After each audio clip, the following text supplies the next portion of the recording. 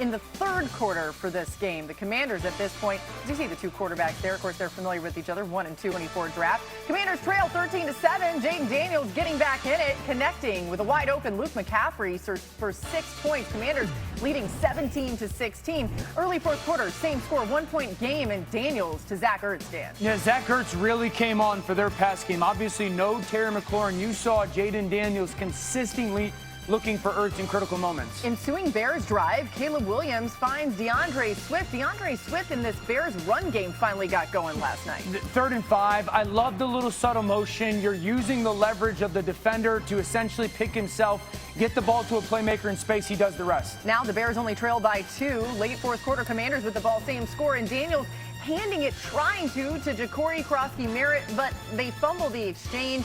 Could have been a slippery ball. Either way, Daniels took ownership of that moment, but a huge opportunity for the Bears. Next Bears possession, trying to make something happen here. Could they get in field goal range? Swift gets the carry, the big gain, and now they are in field goal range. Jake Moody, who just joined the team, he's got an opportunity to win this thing, and sure enough, Jake Moody nails that kick. The Bears win 25-24. We talked to Caleb Williams after the game, and here's what he had to say about their 3rd straight win in Chicago. That's who we are. We fight. That's what Coach said. You know, we went 0-2 the first 2 games. We tied it back up, went 2-2, and now we're 3-2 because of our fight, because of our, you know, how we face adversity and how we come through and come together. So cool for Jake Moody. The entire night we're like, oh my goodness, is this going to come down to him? And then sure enough, it does. Was it good vibes in there? It was. It was awesome vibes. Yeah. It would have been either way. I mean, maybe not for Commanders fans. But Sure. Dan, the Bears did find a way to win. They were able to set up that game-winning field goal. Take us through how that happened. Yeah, first of all, the 3rd and 5 conversion was huge when it comes to just play design, and then the understanding of situational football to really get that second run into field goal range. So 3rd and 5, you want to give yourself the best chance for success. So Chicago comes out, and we see it all the time, 1, 2, 3, 4. 4-by-1 formation. Now, this matters because if I was the offense and I want to throw against a lesser defender, the 4-by-1 makes the nickel defender, the pass coverage guy, you're over there. So then that leaves a linebacker backside. Well, I want to, as an offense, throw to my skill guy on the linebacker. So I motion over the tight end. Washington leaves the nickel, Sainers still backside. Great, so I'm going to take advantage of my linebacker on my tight end matchup. Now, a couple things have to be important on your pass concept. I want to pay attention to Rome Odunze. When this ball is going to get snapped, you're going to see Rome Odunze free release and get vertical. I need you to get vertical if I'm the Bears. 2 reasons why. Rome, when you push vertical, the defense feels your speed because as he goes vertical here, okay, this linebacker needs to continue to drop because Rome could be running this in route. Okay, he has to carry depth. Rome, I need you to push vertical because as you push vertical and can run that corner, that defensive back has to gain depth. So I'm taking the coverage and lifting it. Now I want to go to my tight end Loveland, okay? When you get there, 2 things advantage for me. You're now just a body presence on that defensive end. It's not going to be a chip, it's just a body presence, so I'm helping to tackle. The second thing is, I need you to do what we call an arc release, meaning widen. Okay, see, this is really important. As he widens and Rome pushes vertical, you're going to see both of them separate. What I'm trying to do is lift the coverage, and when you lift that coverage, that separation as an offense is huge here. Because now there's a void in that zone defense. Once you get your depth, turn around, get the catch. Huge conversion. Now let's go to the run that basically secures field goal range. You're expecting man coverage. The tight end is out here by himself. He's matched by safety. Everybody on the offense knows it's going to be man coverage. You want toss crack to be a part of your offensive man coverage. What does that mean? This receiver going to crack on that defensive end. When he does, I now get to pull my tackle. Remember, it's man coverage. So once DJ Moore goes down inside, he's also going to take 2, meaning that corner has to carry him in man, but then he's blocking a second guy because that's his responsibility.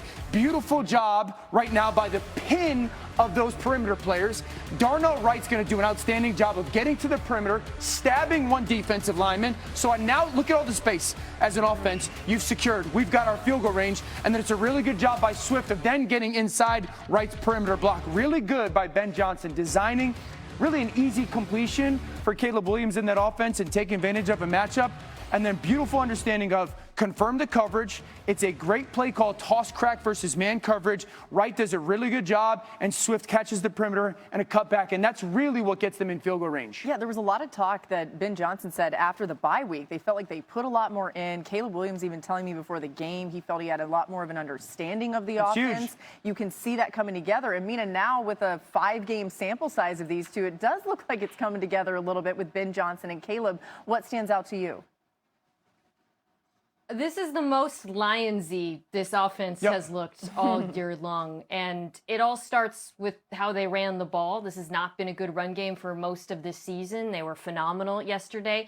DeAndre Swift averaged nearly 5 yards before contact per carry. It was the best of any back in the NFL. Going back and watching the under center outside zone runs, it just finally felt like the offensive line had cohered, because, you know, in outside zone, you got to move together as a unit and move with athleticism and speed.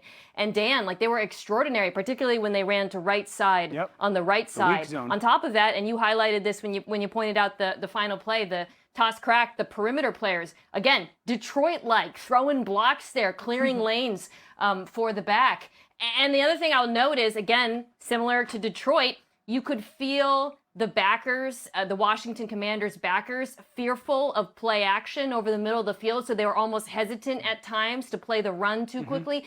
These are all things we've seen the Lions do over the last few years forever. This is the first time I felt like watching Chicago. We were seeing it with the Bears as well.